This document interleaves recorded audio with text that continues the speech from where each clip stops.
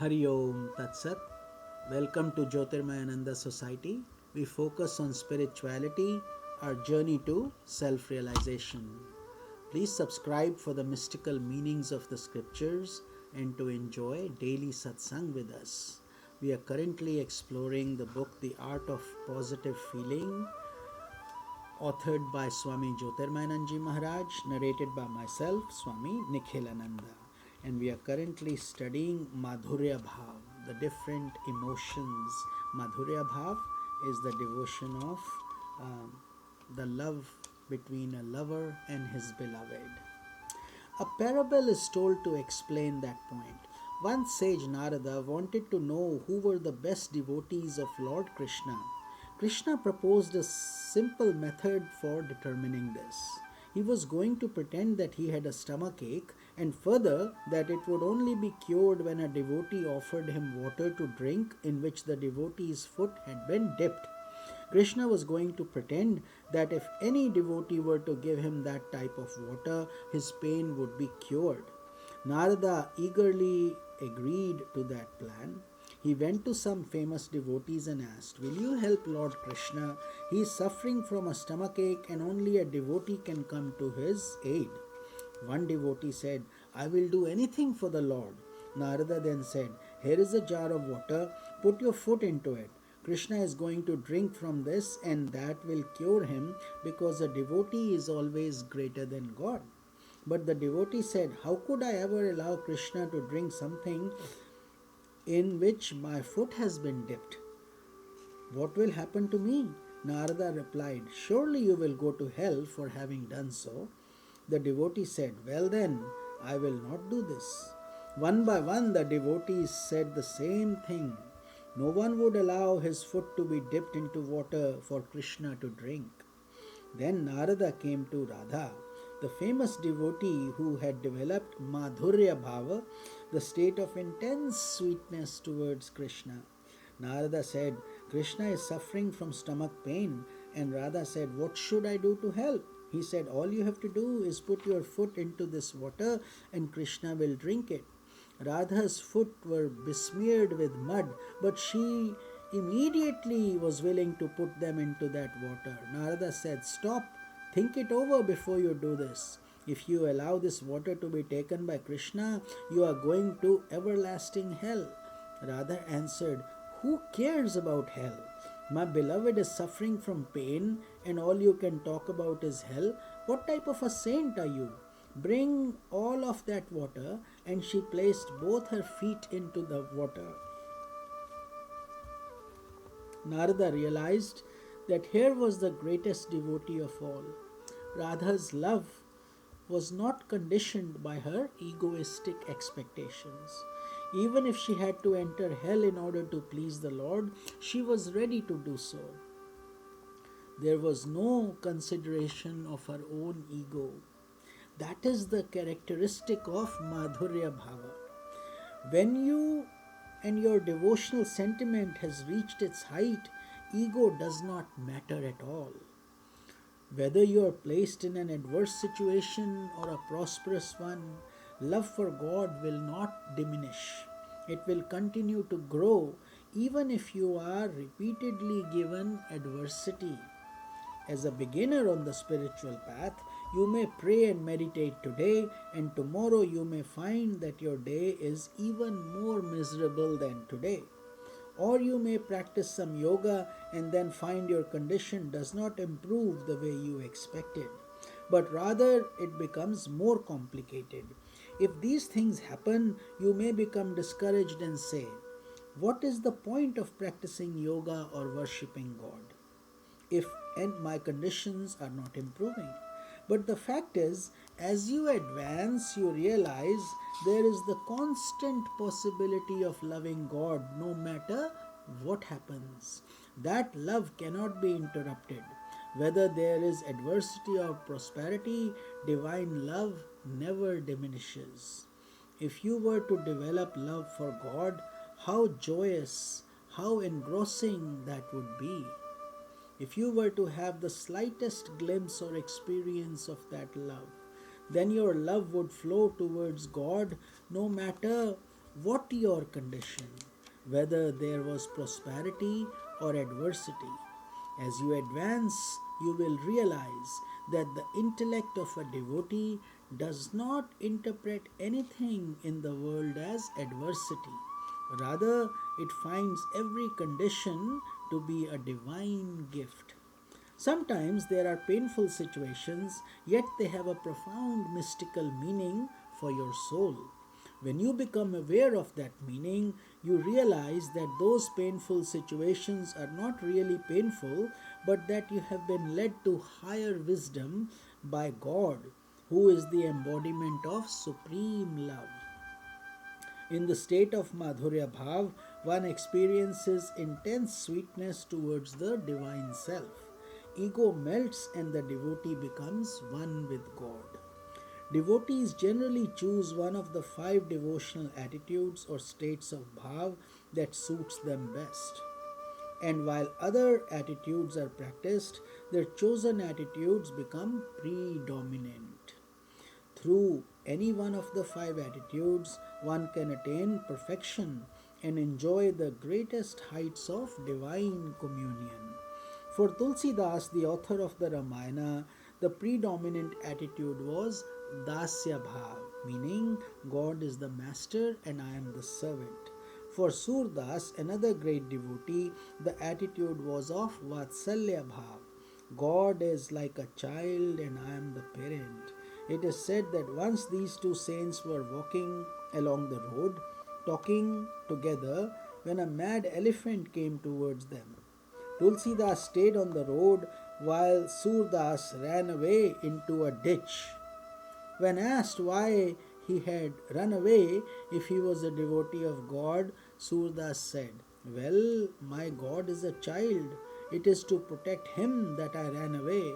Tulsidas, on the other hand, stood there on the road relying on Rama the Master, and Rama mysteriously helped him out. This shows the uniqueness of attitude held by the true great sages. Saints may adopt a particular attitude or bhav even though internally they have transcended all attitudes and they have become one with God. They do so to teach these attitudes to aspirants. Through adopting a certain type of attitude, internally though, they have gone beyond all that. Let's study another bhav known as Mahabhav. As feelings unfold, a devotee ascends the different rungs leading to divine communion. That state in which feeling is no longer limited by the ego nor confined within your conditioned mind. When feeling becomes free, when it is touched with the light of intuition, that state is known as Mahabhav. In that state, a sage is perpetually in great ecstasy. It is a thrilling state of divine communion and the goal one must endeavor to realize. Consider your heart like a room on a mountain cliff. It has been shut on all sides for a long time, with ego keeping the air conditioning on constantly. Now there comes a time when the gusty wind breaks open all the windows and the room is in communion with nature. There is no more restriction of the atmosphere. In the same manner, the human heart has been conditioned by egoistic feelings, attachments, and illusions. But by the progressive awakening of divine love, the windows of your heart are flung open. Divine grace comes rushing in like a gusty wind, and your soul is led to communion with the divine self. It is transported to the divine realm. That state is known as Mahabhav or divine ecstasy. Mahabhav is experienced by sages and saints perpetually in their internal life. Some sages express this externally, some do not. But those who are advanced and spiritually sensitive are able to understand the internal state of saints and sages. Ramakrishna Paramhansa always shed tears and passed into ecstasy when listening to divine praise or kirtan. Ramana Maharishi was always calm and cool. External expressions are varied, but the internal realization is the same. In the state of Mahabhav, everything becomes a mirror reflecting eternity. Every name and form becomes a transparent veil and therefore does not obstruct the vision of what underlies the names and forms, the divine self. Sages and saints who are enlightened experience God behind every name and every form. All objects remind them of divinity. In a lesser level of devotion, there are majestic objects that give the message of God more effectively, more easily than ordinary objects. In the beginning, you remember God when you see glorious events like the sunrise and the sunset. But as you advance, a brick wall, a tiny blade of grass, a little worm crawling, or even a piece of garbage brings an awareness of the divine presence behind it. That is the advanced state of Mahabhava. There is an episode in Srimad Bhagavatam that illustrates the sublime nature of Mahabhav. When Krishna left the gopis or cowherd maidens never to return, Uddhava, Krishna's great friend, said, "O Krishna, I feel great sympathy for the gopis who were your devotees. Now they must be suffering intense separation from you." Krishna answered, "O friend, you are speaking what is right. I am sending you as a messenger, as my representative. Go and console those gopis."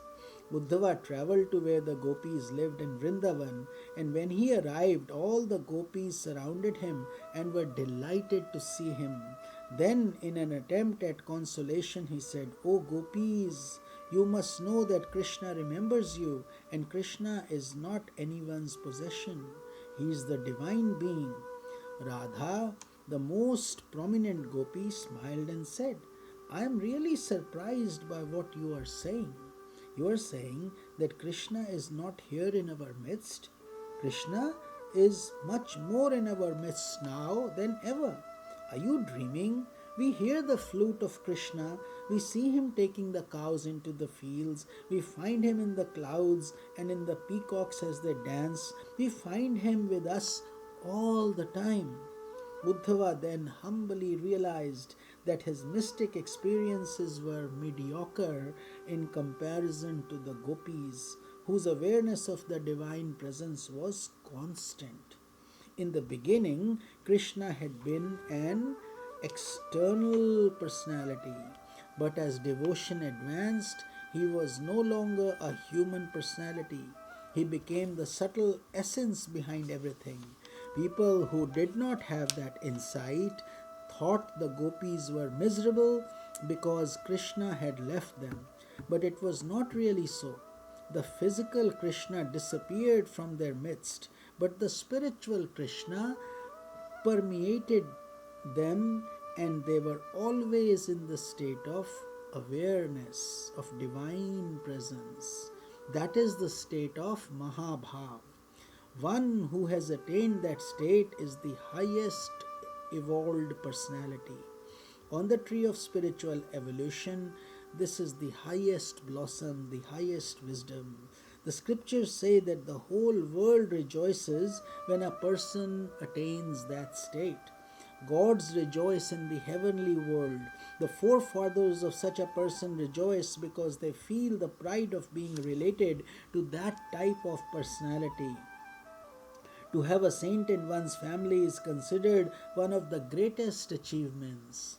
According to Hindu thought, that saintly personality, figuratively speaking, purifies 7 generations before and 7 generations after. The attainment of Mahabhav, of self-realization, occurs at a certain time in the depths of one's heart, in silence, in stillness, but it resounds like thunder through the cosmos. There is an immediate message that reverberates all over the universe. Such is the majesty of that state of greatest glory, the fulfillment of all human potential, the culmination of all love. With this, we conclude this beautiful book that we have enjoyed together for many weeks, The Art of Positive Feeling.